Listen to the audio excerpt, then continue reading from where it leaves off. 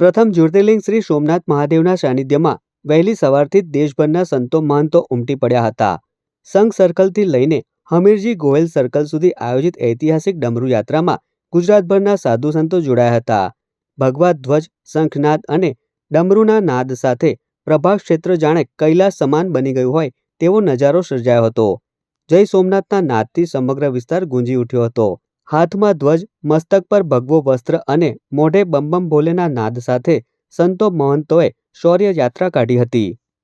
જેની દિવ્ય ચેતના, દિવ્ય જ્યોતિ, પહેલું જ્યોતિર્લિંગ ગુજરાતની ખમીર બનતી જનતા, ગુજરાતની આ અવસરને ઉત્સવમાં ફેરવવાવાળી એક ઉત્સાહની વાત।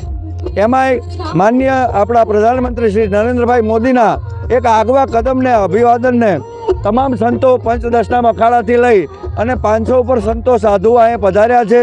તમામ આજે શંખનાદ કરવાના છે, તમામ આજે રેવાડી કાઢવાના છે અને એ યાત્રામાં, શૌર્ય યાત્રામાં આપ સૌને જોડાવા, આનંદ લેવા અને શિવના આશીર્વાદ લેવા આહવાન। જય માતાજી, જય સોમનાથ। હું છું આપનો પિયુદાન ગઢવી, લોક સાહિત્યકાર। વડાપ્રધાન નરેન્દ્ર મોદીના સોમનાથ આગમન પૂર્વે સનાતન સંસ્કૃતિનો જયઘોષ કરવામાં આવ્યો હતો।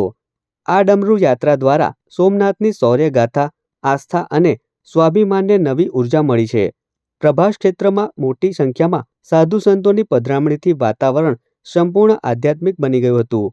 પીએમ મોદીના આગમન પૂર્વે સોમનાથમાં સનાતનનો જયઘોષ થવો એ ગૌરવની વાત છે। ગીર સોમનાથમાં યોજાયેલી સંતો મહંતોની ડમરૂ યાત્રા સોમનાથના ઇતિહાસમાં સુવર્ણ અક્ષરે નોંધાઈ છે। કુંભમાં કાઢીએ છીએ, એના પછી ગિરનારમાં કાઢીએ છીએ અને આજે પ્રથમ વખત ગુજરાતમાં જો બીજી રવાડી નીકળી હોય તો સોમનાથ છે। એના સિવાય ક્યારેય નાગા સાધુએ રવાડી કાઢી નથી। અને આજે સાંજે 5 વાગે પાછી રવેડી અને સાધુ સંતોની એક શોભાયાત્રા નીકળશે અને અમે વડાપ્રધાન માનનીય નરેન્દ્ર મોદીજી, ગુજરાતના મુખ્યમંત્રી ભૂપેન્દ્રભાઈ પટેલ, નાયબ મુખ્યમંત્રી હર્ષભાઈ સંઘવી, એના ઉપર અમે ગૌરવ કરીએ છીએ કે જે અમારી સનાતન ધરોહર, અમારો સનાતન ધર્મ અને અમારો સોમનાથ મહાદેવ, જેની એક આજે પૂજા અર્ચના કરી સાધુ સંતો પણ એની ધન્યતા અનુભવશે, તો ભારત વર્ષ વિશ્વની અંદર આગળ વધે એવી આજે સોમનાથ પાસે બધા સાધુઓ પ્રાર્થના કરશે। બોલો ભારત માતા કી, વંદે।